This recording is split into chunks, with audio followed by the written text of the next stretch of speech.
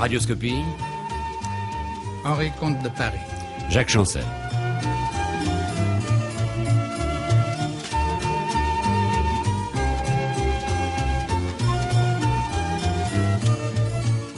Mon invité aujourd'hui, Henri, comme il s'est présenté, Comte de Paris.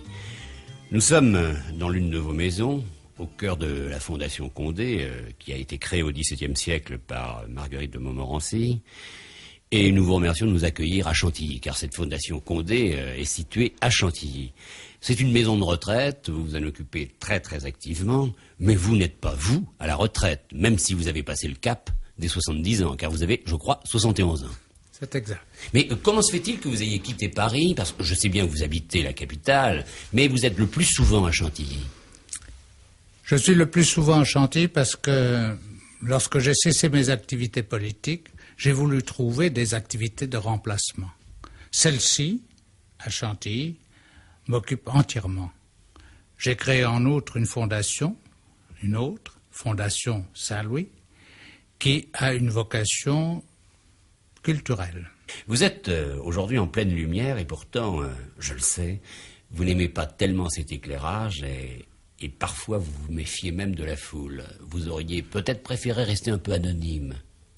Non, c'est pas l'anonymat n'est pas ce que je recherche. Je suis discret. Voilà.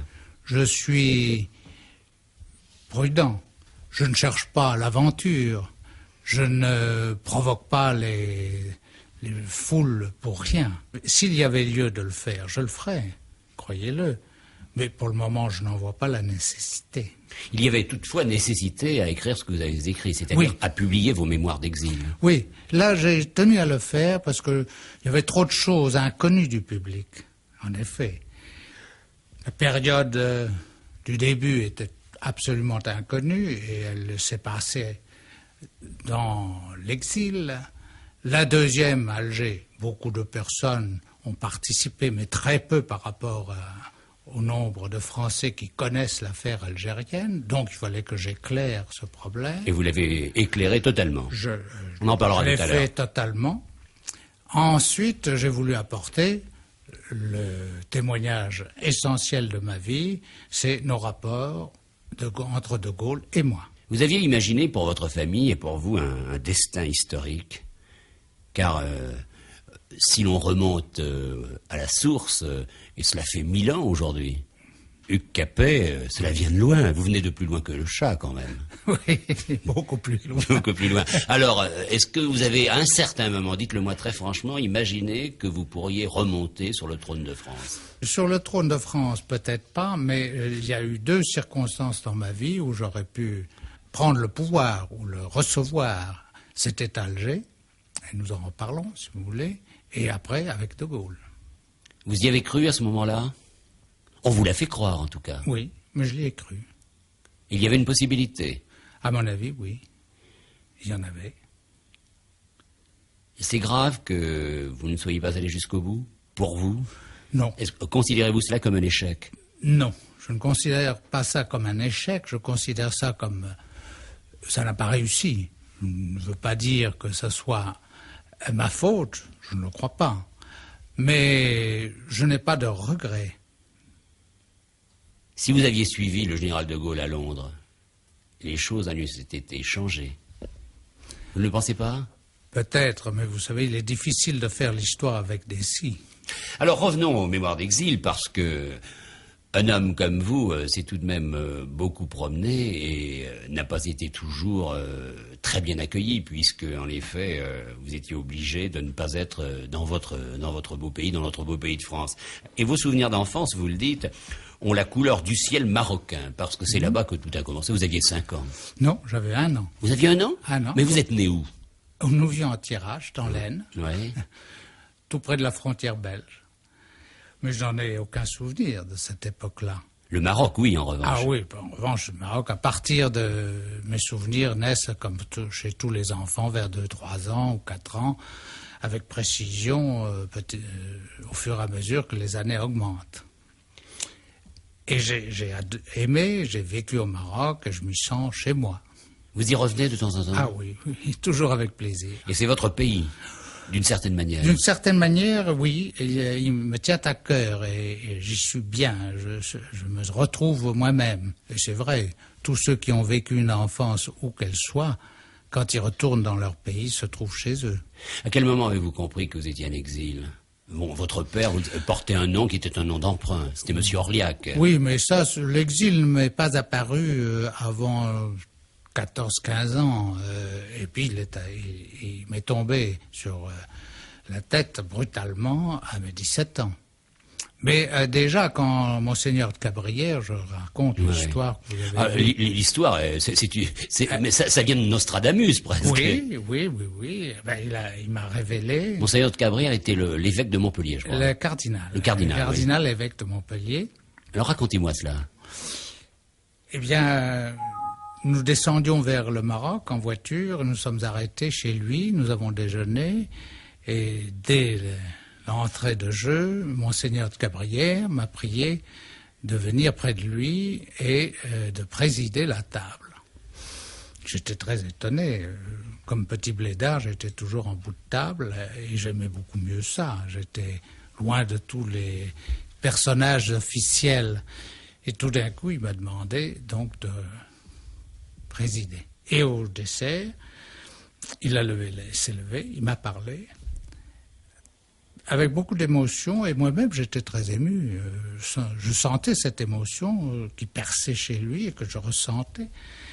Et finalement, il a terminé en me disant « Vous porterez de hautes responsabilités pour votre pays.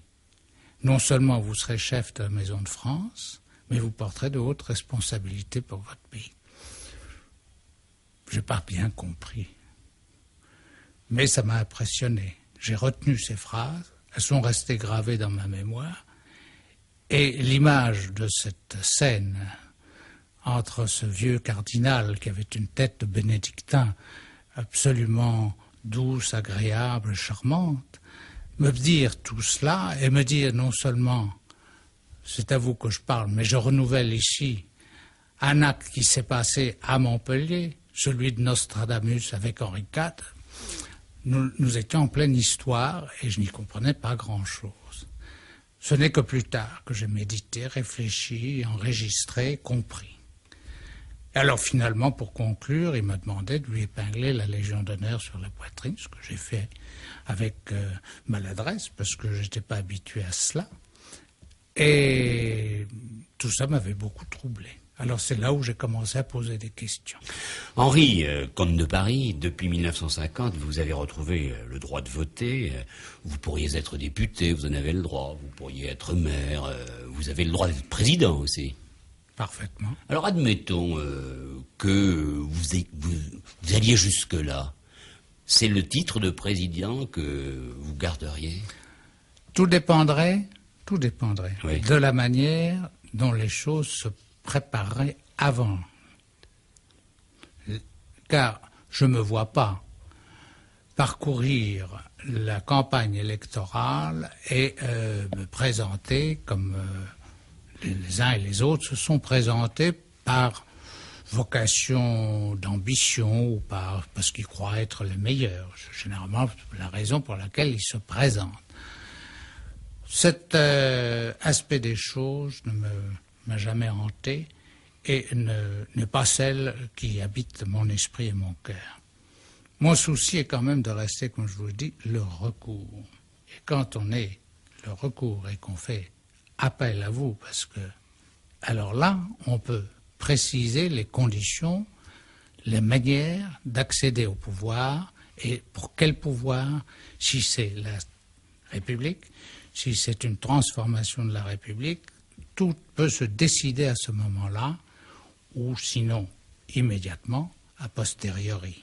Mais les problèmes doivent être posés d'une manière extrêmement claire, extrêmement nette, aux Français, si jamais ils doivent être présentés, pour qu'ils puissent faire leur choix librement et complètement. Êtes-vous un Français comme les autres? Je me sens en beaucoup de choses un Français comme les autres, c'est-à-dire que je ressens les problèmes, je les vis avec les Français, Mais je me sens également pouvoir apporter aux Français autre chose. C'est quand même ces 1000 ans d'histoire qui me situent tout à fait dans un cas exceptionnel et qui permettrait aux Français, si le moment opportun leur permet de choisir, d'avoir un arbitre et un recours. Alors, un vote en 1950 abrogeait la loi d'exil de 1886, mais peut-être vais-je vous faire de la peine, mais j'ai l'impression que vous serez pour longtemps quand même un exilé à l'intérieur de vous-même. À l'intérieur, non. J'ai été au début de mon action en 50, inhibé et un peu gêné parce que je ne connaissais pas la France.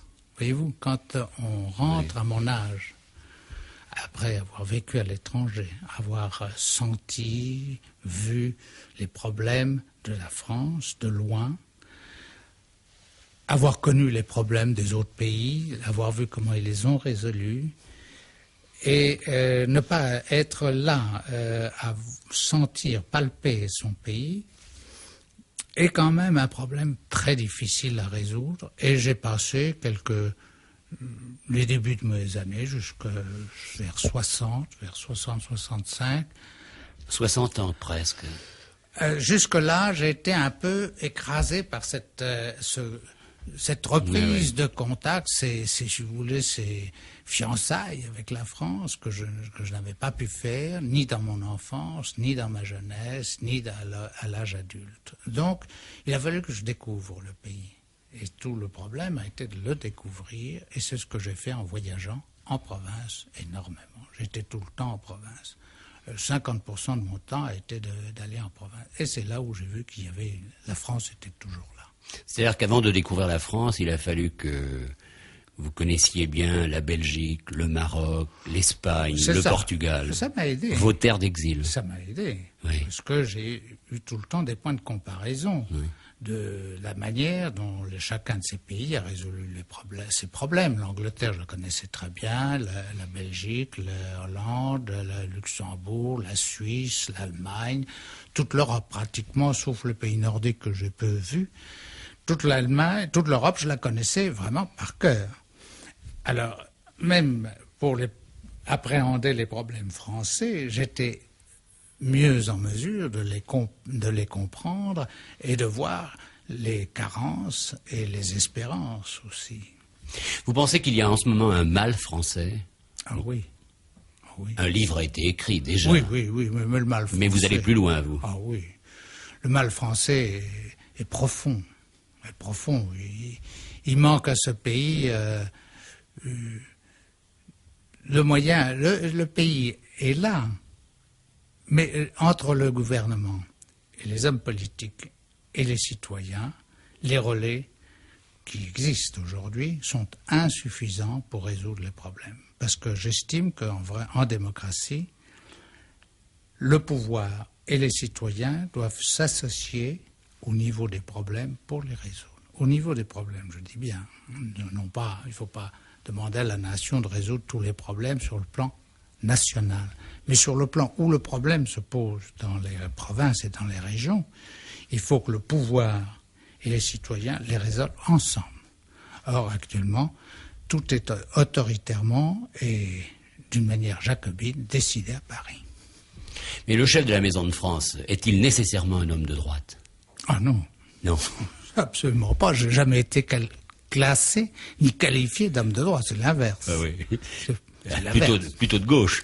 Ah oui, prince rouge, homme de gauche, socialiste, tous les qualificatifs m'ont été donnés par la droite et l'extrême droite. Lorsque vous votez pour François Mitterrand? Vous votez pour le Parti socialiste? C'est confidentiel. Je vais dans l'isoloir. Oui. Mais les communistes, pour vous, monseigneur, sont-ils des Français comme les autres? Vous l'avez toujours dit, d'ailleurs. J'ai toujours dit, j'ai toujours pensé, et j'estime que la grande erreur est de s'enfermer dans un dualisme qui est catastrophique pour le pays.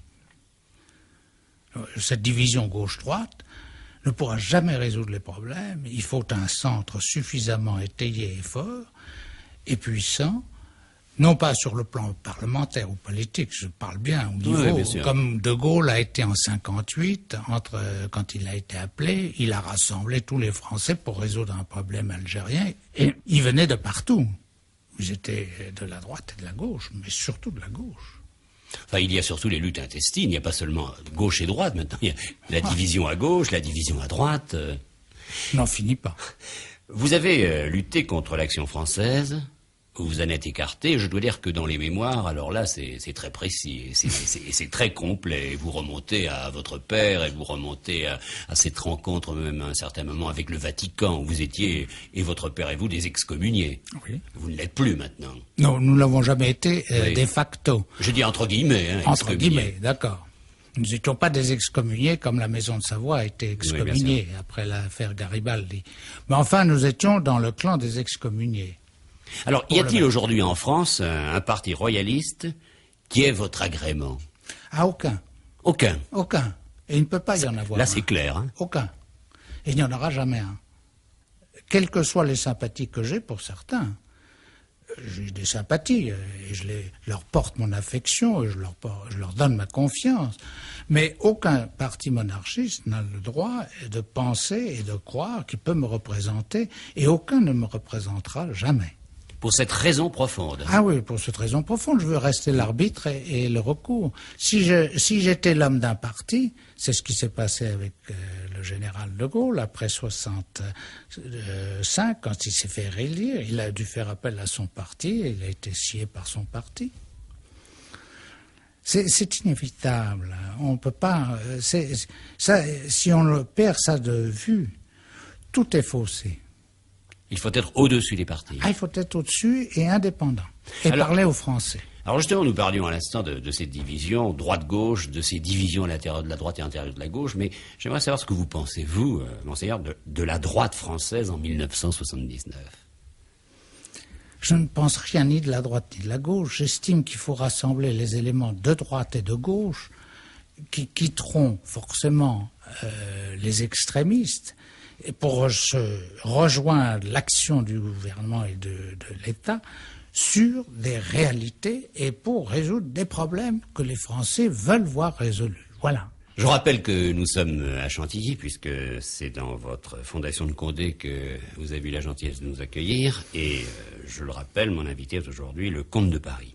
Je voudrais savoir, quel homme politique français vous paraît le plus avoir le style d'un prince? Homme politique français d'aujourd'hui. Hein. Vous cherchez, là. Hein. Ah oui, je ne le vois pas. Non. Je ne le vois pas. Le seul que je voyais et qui représentait bien le style capétien, c'était De Gaulle. C'était De Gaulle. C'était lui qui avait la carrure, l'ampleur, l'amplitude des mouvements et qui avait la pensée la plus précise et la plus exacte, qui représentait exactement la position d'arbitre et de recours. Quelle qualité vous exigez en fait d'un prince? La véritable question est celle-là. La qualité que j'exige d'un prince est de se dévouer, de se donner et d'avoir une conception très claire, très précise comme je l'ai, des exigences du rôle qu'il faut remplir. Et je vous l'ai dit, on ne peut pas être l'homme d'un parti, il ne faut pas être l'homme d'un parti. On doit être celui qui parle à tous et qui sait parler à la droite ou à la gauche, mais qui sait connaître et savoir où est le juste et l'injuste. Être assez sévère et assez rigoureux pour exiger que les injustices soient corrigées. Et chercher toujours à résoudre les problèmes des hommes et pas les problèmes en technocrate. Parce que résoudre un problème en technocrate, c'est relativement facile. Il faut une cervelle organisée pour cela. Une règle à calcul? Et une règle à calcul. Mais il faut que le cœur, l'esprit et l'être humain rentrent dans ce calcul. Vous n'aimez pas les technocrates? Non. Vous pensez que ce sont eux qui vraiment font chuter la France? Je vais aller un peu loin dans ma pensée, je vais vous la dire. La Cour est tombée, Louis XVI est tombé parce que la Cour créait un écran total entre le pays qui aspirait à une rénovation et à des libertés et au nationalisme. Et la Cour était un écran total. J'estime que l'administration et la technocratie exercent le même écran entre le pouvoir et les citoyens. Mais beaucoup plus dilué, beaucoup plus subtil, beaucoup plus écrasant, beaucoup plus difficile pour le citoyen livré à lui tout seul de se défendre contre ce molosse qui l'étouffe. Rien n'a changé. Ce serait peut-être même pire. Ah oui, c'est pire. Alors, 2 fois dans votre vie, vous l'avez dit tout à l'heure, vous avez eu le sentiment que vous pouviez être roi. Alors, c'est De Gaulle qui pouvait vous faire roi. Et lui, il aurait pu être roi? Il ne le voulait pas. Vous l'auriez reconnu comme roi? S'il me l'avait demandé, oui, mais il m'a toujours dit qu'il ne le voulait pas. Qu'il remplissait la mission et la tâche, mais il n'a jamais cherché à être roi. Il a rempli la fonction, mais il n'a pas cherché à créer la dynastie et la suite. Enfin, De Gaulle était monarchiste avant que d'être gaulliste. Oui. Ah oui, certainement. Et il a certainement cherché, lui, au contraire, à trouver une succession et à trouver en ma qualité d'héritier des rois de France, le successeur qui pouvait légitimement reprendre sa suite et terminer l'œuvre qu'il n'avait pas achevée.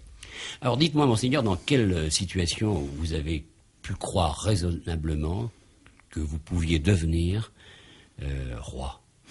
À Alger?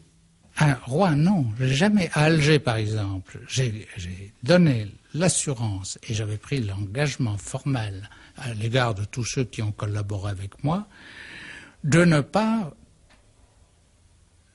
créer la restauration ni les conditions d'une restauration, puisqu'au contraire, je faisais appel à la loi Le Tréveneuc de la Troisième République et je revenais en arrière, c'est-à-dire au régime de la Troisième, pour bien effacer celui de Vichy et partir sur des bases qui furent acceptables par tous les Français, parce que ça, tous les Français auraient accepté qu'on revint à la Troisième République.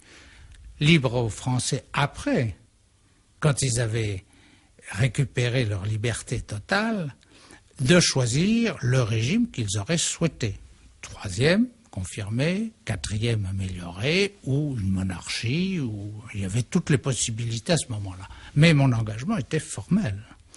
Et j'avais bien précisé ma pensée, et d'ailleurs dans le discours que je devais prononcer, pas plutôt l'allocution que je voulais prononcer à la radio, je le dis clairement. Et qui est écrite, et qui est inscrite, et qui est donnée dans le livre. Elle est donnée, c'est catégorique, et je l'ai dit à tous ceux qui ont collaboré avec moi. Donc nous étions en 1942. 42. C'est Alger. Et décembre 42. Vous vous considériez comme l'arbitre, vous pouviez être l'homme entre De Gaulle et Pétain. N'ayant pas pu, ils avaient Darlan qui était vichiste. Vichy le rejetait.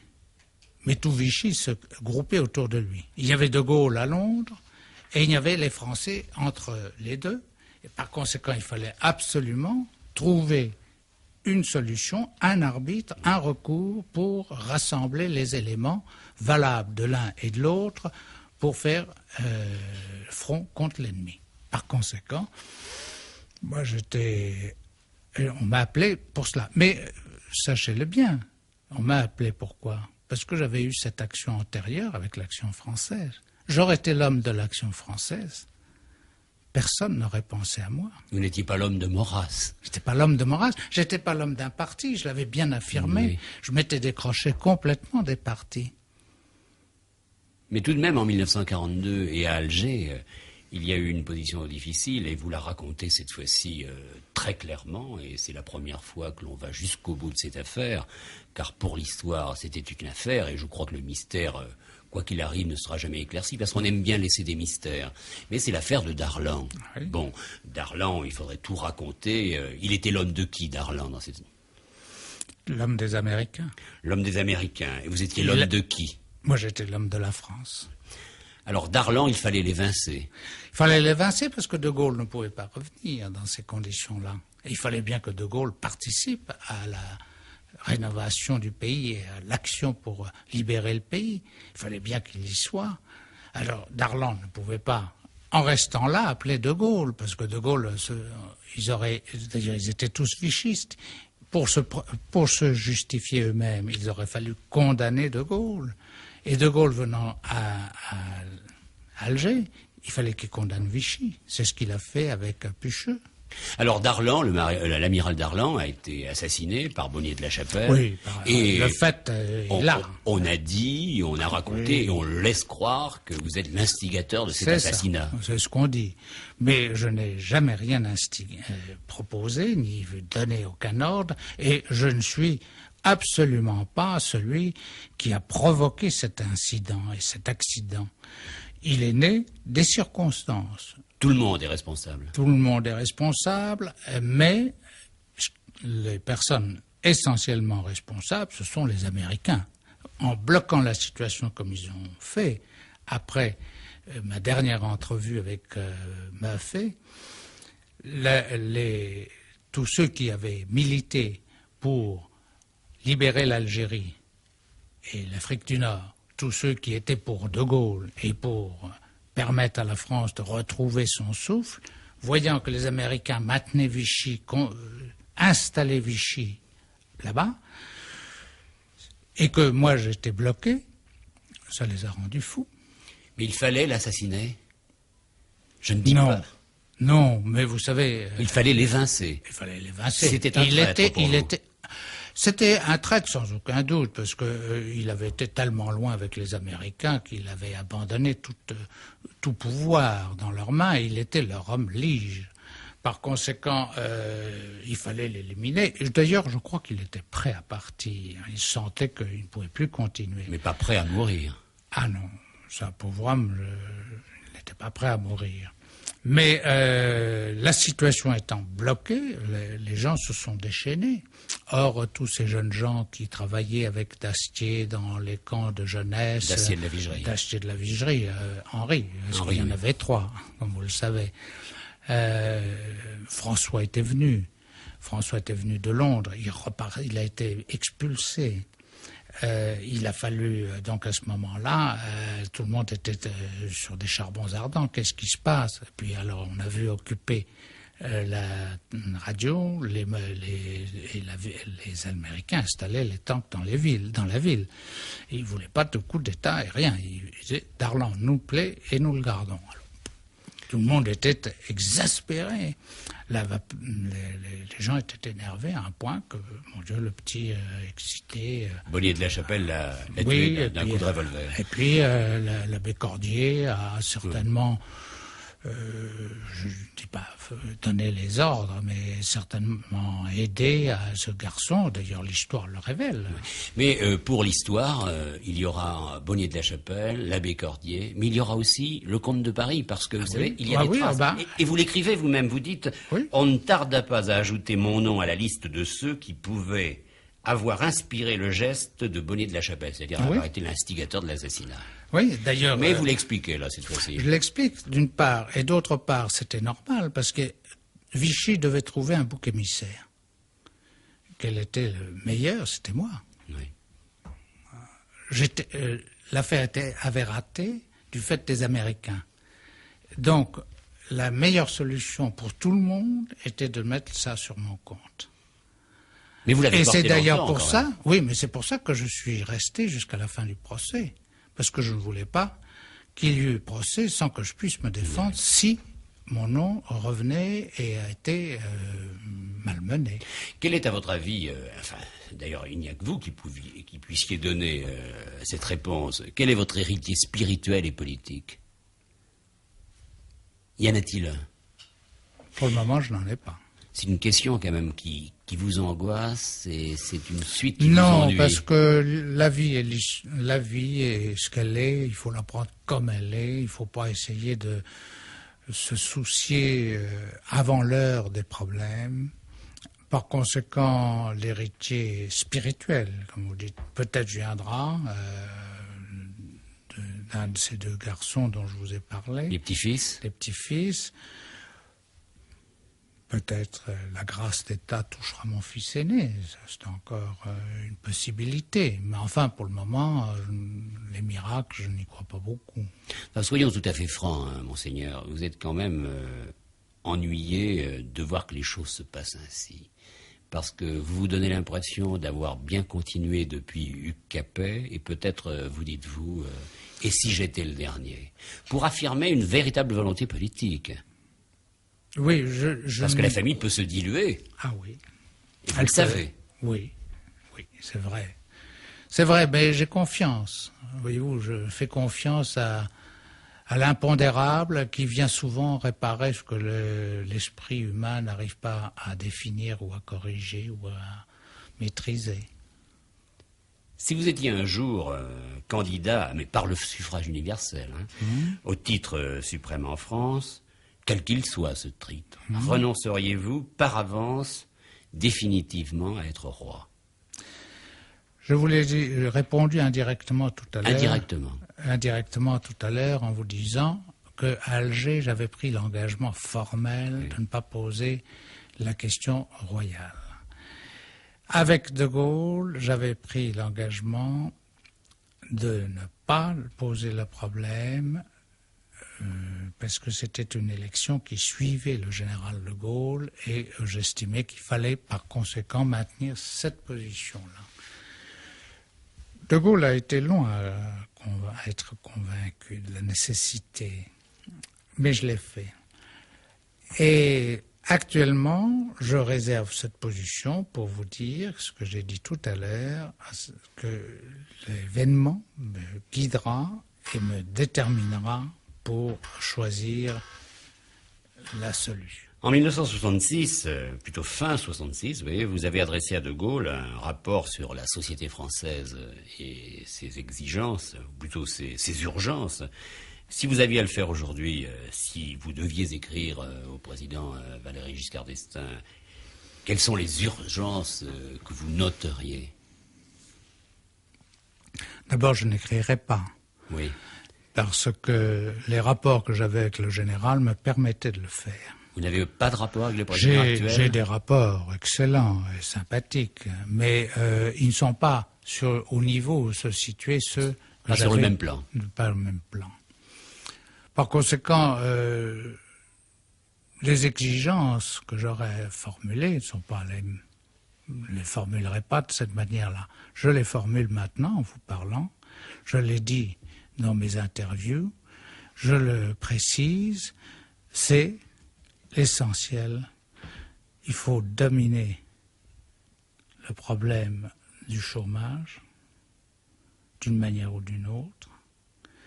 Il faut humaniser les rapports entre l'État et le citoyen et trouver des relais nécessaires pour résoudre les problèmes au niveau où ils se posent. Et il faut donner à ce pays un grand souffle d'espérance parce que on s'ennuie. On n'a pas une grande tâche à remplir. Il n'y a pas un grand dessein. Ce pays, l'Europe, ne passionne pas les Français. Elle se fera, mais les Français savent pertinemment, comme tout le monde, qu'il faudra 2 ou 3 générations pour la faire. Par conséquent, c'est un long chemin que les Français peuvent difficilement appréhender dans leur vie quotidienne, sauf quand les prix agricoles internationaux créent des difficultés à nos agriculteurs. Par conséquent, il y a là des problèmes à résoudre, comme je vous le disais, mais il faut les résoudre de la manière la plus humaine, la plus sociale, la plus réelle, au niveau des problèmes avec les Français et avec la collaboration étroite ou la direction même de l'État. Mais en ce moment, monseigneur, vous vous donnez une action politique? Non. Vous aimeriez jouer un rôle politique? Je le joue en parlant, en donnant des interviews, mais je ne vais pas avoir une action, c'est-à-dire un journal ou un bulletin ou recréer quelque chose de semblable. On ne refait pas 2 fois les mêmes choses, d'une part, et je crois qu'il est suffisant que je puisse intervenir de temps à autre comme ça sur les antennes et parler. Mais ce livre, quand même, vous met, comme je le disais tout à l'heure, en pleine lumière. Vous avez souhaité revenir, vous avez souhaité écrire ces choses. Vous avez souhaité surtout les laisser à la disposition de ceux qui ne savent pas. Mais vous avez hésité avant d'écrire vos mémoires? Longtemps. Oui. Longtemps hésité. Pour quelle raison? D'abord parce que je ne voyais pas la nécessité de sortir du silence dans lequel je m'étais enfermé après la mort du général de Gaulle. Si j'avais à les publier, j'aurais dû faire, et ce que j'ai fait, tout mettre dans le livre, y compris les documents du général et notre échange de correspondance, et notamment ce rapport dont vous me parlez. Or, je suis très sévère, comme vous l'avez lu. Très sévère, hein? Oui, mais c'était légitime. Le général avait été un peu frappé de ma sévérité, mais sa dernière lettre prouve qu'il avait compris et qu'il m'avait donné raison. Alors, donc, j'hésitais à le faire. Par contre, poussé par les uns et les autres, je me suis décidé, et surtout je l'ai fait parce que j'ai pu être dégagé de mon travail que j'avais ici à la Fondation et dans l'autre aussi, par la directrice que vous avez vue tout à l'heure, et qui, elle, m'a vraiment soulagé dans mon travail quotidien. Alors j'ai pu me consacrer à la rédaction et à la méditation qui a donné lieu à ce livre. La recherche de l'unité est la conception, c'est vrai, la plus réaliste, mais vous ne pensez pas que c'est une utopie parce que vous revenez sans cesse à ce sens de l'unité que nous souhaiterions tous. Plus cette guerre des partis, cette guerre des hommes, cette guerre des chapelles, on n'a fini pas de se battre. Il faut se rappeler ce qu'a été De Gaulle en 1958. Un grand drame qu'aucun régime ne pouvait résoudre. On appelle De Gaulle. La France a vécu de 1958 à 1962 dans le calme et dans l'espérance. Il faut donner à ce pays des raisons d'espérer. Donc, la possibilité de réaliser leurs problèmes. Donc, reposer les problèmes, parce que nous avons les problèmes internationaux qui se posent différemment. De Gaulle les a résolus à l'époque, mais ceux d'aujourd'hui sont différents. Les moyens ont changé. Il faut tout repenser. Toute la politique internationale, notamment entre les continents. Il y a toute l'Afrique qu'il faudrait associer à l'Europe, parce que l'Europe en elle-même a peu de richesses naturelles, peu, en dehors du pétrole ou du gaz qui est dans la mer du Nord.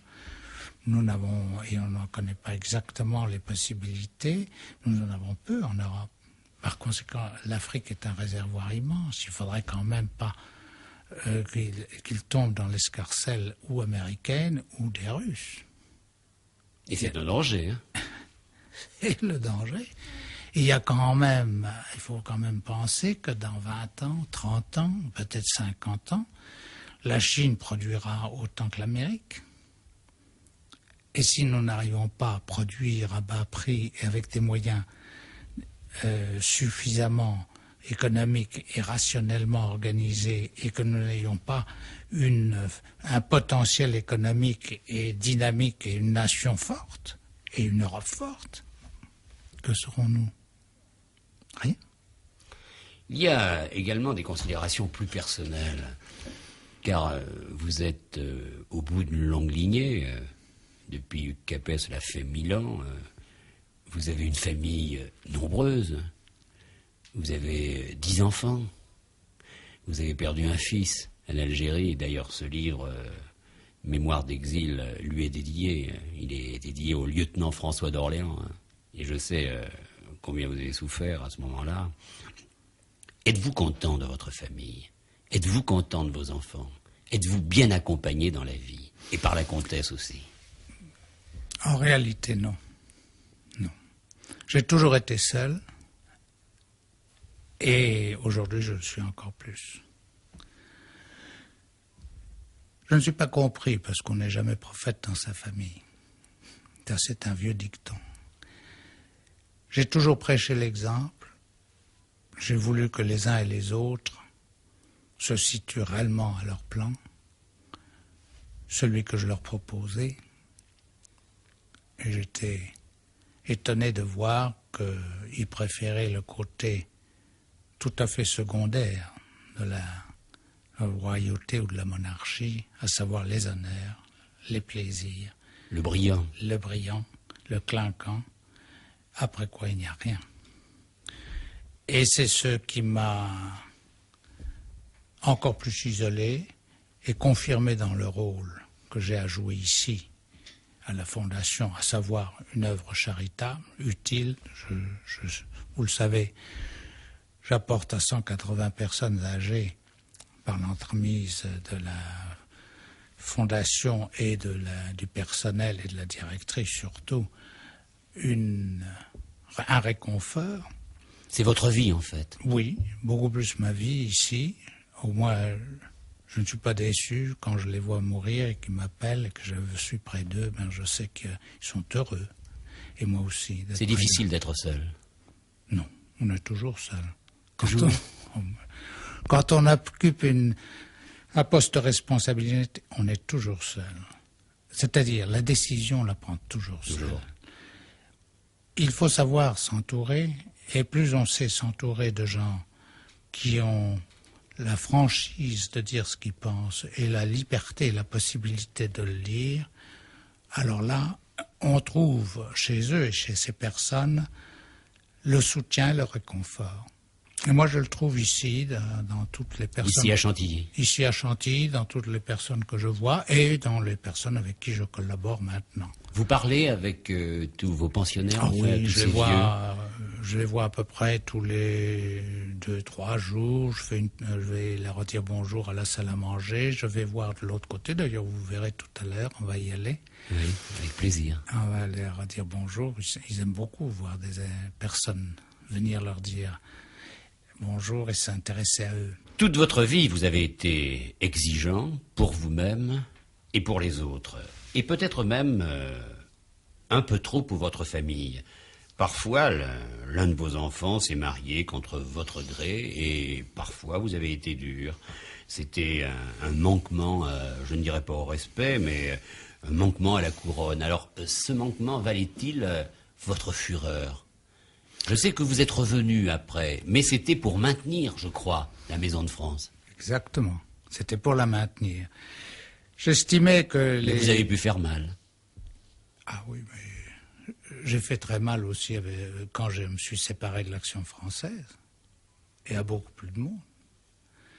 Il y a des moments où le chef, l'homme responsable, doit savoir prendre ses responsabilités, faire ses choix, sans tenir compte des chagrins, des peines qui peuvent naître de sa décision. Par conséquent, pour mes enfants, je leur ai toujours donné des possibilités de se distraire, de s'amuser, mais j'exigeais d'eux beaucoup, parce qu'ils recevaient beaucoup. Alors, c'était naturel. Et si mes 2 enfants, 2 garçons se sont mariés contre mon gré, les raisons pour lesquelles j'ai refusé mon accord étaient valables. Je ne les dirai pas ici parce que c'est pas la peine, mais ça les exclut leur descendance d'être dynastes. Il y a quand même l'aîné qui a 2 garçons charmants, et Jacques, que vous connaissez, je crois, Très bien, Jacques d'Orléans. Qui en a 2. Par conséquent, il y a des raisons de croire que la succession pourrait être assurée d'une manière ou d'une autre. Alors, on revient à De Gaulle, parce que tout s'est passé en fait le 7 mai 1954, à la chute de Dien Bien Phu. Là, vous avez décidé qu'il fallait rencontrer le général de Gaulle. Et lui-même le souhaitait. Et il le souhaitait depuis longtemps, puisqu'il disait quand il voudra, où il voudra, parlons de vous. Et vous vous êtes rencontrés le 13 juillet, à la veille du 14 juillet, qui pour vous n'est pas une date pourtant heureuse. Oui, elle n'est pas malheureuse. Elle n'est pas malheureuse, non. Pourquoi Elle fait partie de l'histoire. Moi, je ne rejette aucune partie de l'histoire, aucun moment de l'histoire. Vous êtes d'abord français. Ah oui, et puis depuis Capet jusqu'à aujourd'hui, c'est mon pays, c'est mon histoire, c'est la France, je ne rejette rien. Alors, avec le général de Gaulle, vous vous étiez manqué. Vous êtes manqué à Alger, vous êtes manqué à Londres. Si on en croit Guylaine Bénouville, le général de Gaulle aurait dit à Guylaine Bénouville: quel dommage que votre prince n'ait pas été à Bir Hakeim, nous aurions fait ensemble de grandes choses. Vous la connaissez, cette phrase? Oui, oui, il me l'a dite. Et puis il y a, et c'est l'important de votre livre, des mémoires d'exil et de combat, il y a ces lettres du général de Gaulle. Ah oui. Et les lettres sont quand même étonnantes. Par exemple, il y a cet extrait, cette lettre qu'il vous envoyait à l'occasion du mariage de votre fils Henri et de Marie-Thérèse.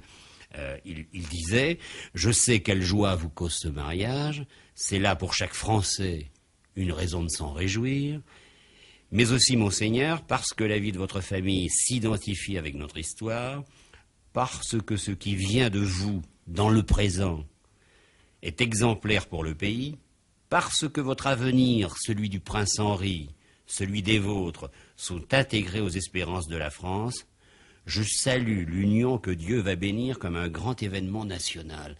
Mais j'ai l'impression que le général de Gaulle s'adresse au roi de France. Ah oui. Mais c'est étonnant, ça, quand même. Les gens ne le savent pas, ils vont être surpris. Ils vous reconnaissaient, alors, comme roi. Oui. Ah oui, oui. D'ailleurs, quand il parlait avec moi et que il avait à prononcer le mot roi, ça lui est arrivé fréquemment, et il y mettait toute une révérence et toute une signification d'affection et de respect qui était remarquable. Mais alors, ne pourrait-on pas dire qu'il vous a fait trop croire que ah non, la royauté pouvait revenir? À mon avis, il y a cru, il l'a voulu. Seulement, les grincements, les difficultés, l'entourage, le gouvernement, les milieux. J'étais pas là tous les jours pour le lui rappeler, et puis les difficultés. On a certainement multiplié les cas pour lui dire que c'était impossible, difficile, ça ne serait pas accepté, que forcément. D'autant plus que si, avec De Gaulle, j'étais arrivé au sommet de l'État, il est évident que beaucoup d'ambitions qui se dessinaient déjà n'auraient pas pu réaliser leur rêve. C'est très net. Alors il y a cette autre lettre, parce que vous vous êtes rencontrés très souvent, et vous vous êtes beaucoup écrit. Alors le général de Gaulle vous dit: vous êtes en effet un recours possible, je vous le disais au cours d'un de nos entretiens, je pensais alors que la monarchie pourrait se réaliser, mais je la voyais consécutive à un choc se produisant dans le pays, à une catastrophe la rendant nécessaire. Les choses étant ce qu'elles sont, j'ai été appelé à sortir de ma retraite, contrairement à ce que je pensais. Puis il dit un peu plus loin, je crois profondément à la valeur de la monarchie. En fait, s'il n'y a pas eu Henri comte de Paris réinstallé, enfin c'est le mot que l'on pourrait donner, dans sa royauté, c'est parce que le général de Gaulle s'est installé dans la sienne. Non. Non, là, je ne suis pas d'accord avec vous. De Gaulle s'est installé dans la sienne, et tant qu'il était le monarque, à savoir le Capétien, c'est-à-dire qu'il a rempli sa tâche au-dessus des partis, en dehors des partis, qu'il a arbitré, qu'il a été le recours qui exerce le pouvoir qu'on lui demande d'exercer, c'est-à-dire jusqu'en 65. De Gaulle l'a souhaité, l'a voulu. C'est seulement en 64 qu'il m'a dit qu'il n'allait pas se représenter, poussé probablement par tous ceux qui l'entouraient, mais pas par vaine ambition, parce que c'était pas l'homme de cette ambition-là vulgaire et simple. Il croyait, il pensait probablement, et c'est ce qu'on lui a dit, qu'il était indispensable au pays. Alors il s'est représenté, mais dans des conditions telles qu'il est devenu, il a dû avoir recours au parti, à son parti, et il est devenu l'homme d'une majorité. À ce moment-là, la Constitution qu'il avait prévue et qui pouvait s'accorder avec la position capétienne dans la mesure où il jouait le rôle capétien, il redevenait, ce qu'est un président aujourd'hui, l'homme d'une majorité. Quels hommes sont capables de vous séduire? Enfin, je donne quelques noms au hasard. Valéry Giscard d'Estaing, Jacques Chirac, François Mitterrand, Michel Rocard, Georges Marchais. Ils ne sont pas au niveau du général, aucun. Aucun. Aucun. Non, aucun. Le général avait le sens de l'histoire, le sens du dévouement. Il s'est dévoué totalement, en général. Il s'est donné entièrement au pays. Ce n'est pas un vain mot chez lui. Il l'a fait totalement avec toute son intelligence, toute sa connaissance, son expérience.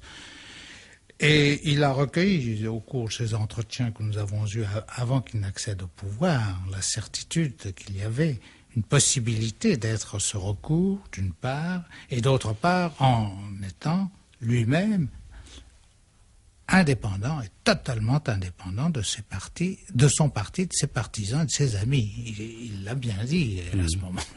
Il l'a tellement dit que les hommes qui militaient pour lui dans les partis n'aimaient pas beaucoup cela.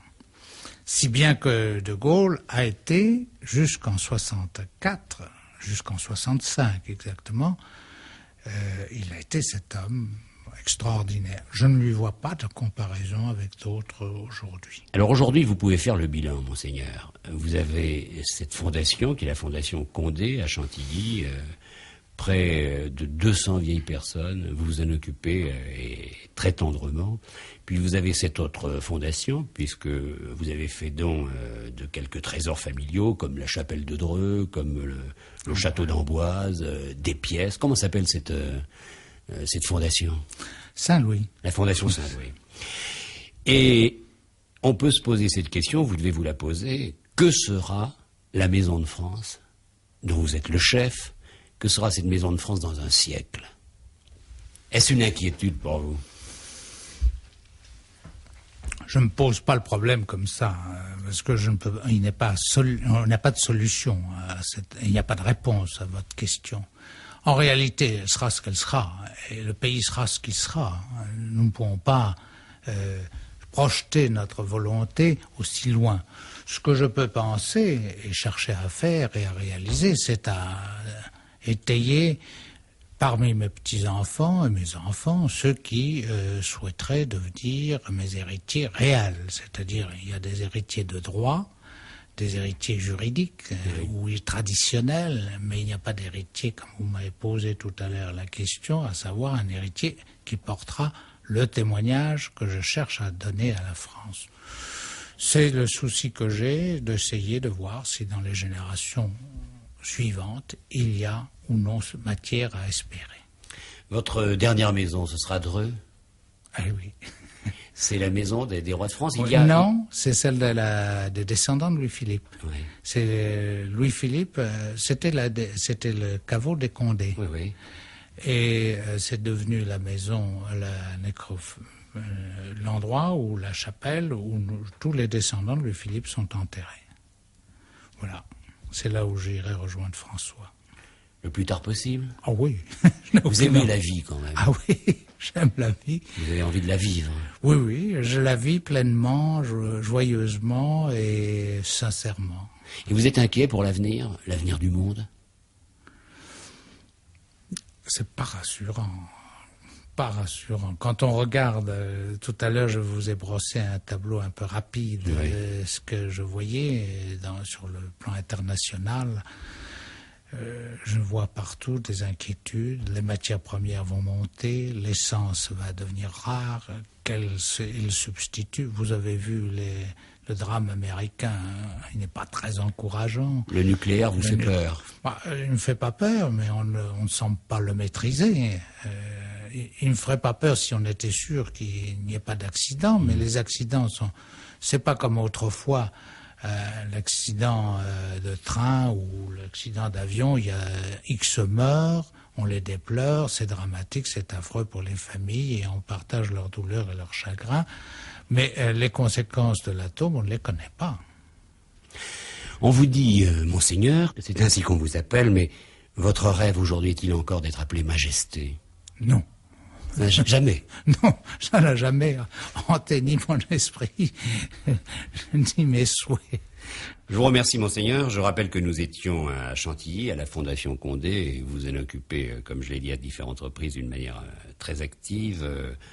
Je recommande votre livre qui paraît aujourd'hui, qui vous fait sortir de l'ombre. Je ne sais pas si vous allez y revenir maintenant parce que déjà la presse, la radio, la télévision vous ont beaucoup agacé et vous en êtes d'ailleurs très heureux. Pas agacé. Mais vous avez dit ce que vous aviez à dire et ce livre porte pour titre Mémoire d'exil et de combat, sous-titre Au service de la France. Et il paraît aux éditions Marcel Julien, c'est-à-dire à l'atelier Marcel Julien. Au fait, je ne vous ai pas demandé, vous avez lu le livre de la comtesse de Paris? Non. Comment? Il est de tradition et d'habitude dans notre famille de ne jamais lire les livres que l'un des membres de la famille écrit. C'est depuis que le monde existe et que la famille existe, c'est ainsi. Je ne vais pas déroger à cette tradition.